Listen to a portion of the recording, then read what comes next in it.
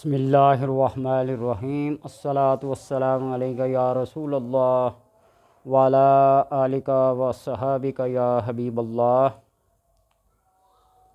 من ذا الذی یقرض اللہ قرضا حسنا۔ قرض کی ادائیگی ایک ایسا فریضہ ہے جو کسی صورت بھی معاف نہیں۔ حجت الاسلام امام غزالی رحمہ اللہ تعالی لکھتے ہیں کہ جو شخص قرض لیتا ہے اور یہ نیت کرتا ہے کہ میں اچھی طرح ادا کروں گا تو اللہ تبارک و تعالی اس کی حفاظت کے لیے چند فرشتے مقرر فرما دیتے ہیں اور وہ دعا کرتے ہیں کہ اس کا قرض ادا ہو جائے۔ یہ فرشتے اللہ کی بارگاہ میں یہ عرض کرتے ہیں کہ الہ العالمین اس بندے نے جو قرض لیا ہے اس کی ادائیگی کا کوئی طریقہ، کوئی سبب بتا دے تاکہ یہ اپنے قرض کی ادائیگی سے سبکدوش ہو جائے۔ اور اگر قرضدار قرض ادا کر سکتا ہو تو قرض خواہ کی مرضی کے بغیر اگر ایک گھڑی بھر بھی تاخیر کرے گا تو گناہ گار ہوگا۔ اگر اس کی ہمت ہے، استطاعت ہے کہ وہ قرض خواہ کا قرض ادا کر دے اور ہمت رکھنے کے باوجود، وسعت گنجائش کے باوجود بھی وہ ایک لمحہ بھر کے لیے بھی دیر کرتا ہے تو گناہ گار اور ظالم قرار پائے گا۔ وَإِنْ كَانَ ذُو عُسْرَةٍ فَنَاظِرَةٌ إِلَىٰ مَيْسَرَةٍ۔ ہاں اگر وہ تنگ دست ہے تو اس کو خوشحالی تک اس کو مہلت دی جائے، اور اگر وہ تنگ دست نہیں ہے، خوشحال ہے، وہ قرض کی ادائیگی کر سکتا ہے تو ایک لمحہ بھر کے لیے بھی اس قرض کو روک کر نہ رکھے، ظالم اور گناہ گار قرار پائے گا۔ خواہ روزے کی حالت میں ہو یا سو رہا ہو، اس کے ذمہ گناہ لکھا جا رہا ہوتا ہے، یعنی اس کی نیکیوں کا جو میٹر ہے یا گناہ گاری اور بدکاری یا اس سے برائی کا وہ عمل چلتا رہے گا، وہ لکھتا جاتا رہے گا، اس لیے کہ وسعت اور گنجائش کے ہونے کے باوجود وہ ایک لمحہ بھر کے لیے بھی کسی کی رقم روکے نہ رکھے۔ ہاں اگر قرض خواہ مہلت دے دیتا ہے تو قرض خواہ کے ہاں نیکیاں لکھی جاتی ہیں، ہر دن کے بدلے، ہر لمحہ کے بدلے اس کے نزدیک، اس کے حساب میں ثواب صدقہ لکھا جاتا ہے۔ دونوں طرف سے رعایت برتی جائیں تو دونوں کے حق میں بہتر ہے۔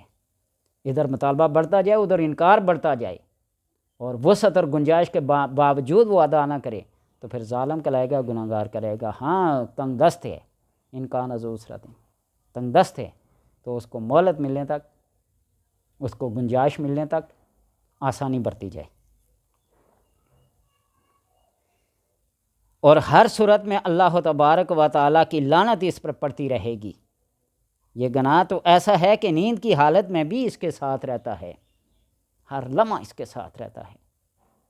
باقی گناہ، چوری کی، زنا کیا، شراب پی، تو وہ حالت اور وہ کیفیت جس وقت وہ کام کر رہا ہوتا ہے۔ حدیث میں آتا ہے شراب پیتا تو اس کے دل سے ایمان کو نکال کر اس کے اوپر لٹکا دیا جاتا ہے جب بھی وہ برا کوئی فعل کرتا ہے۔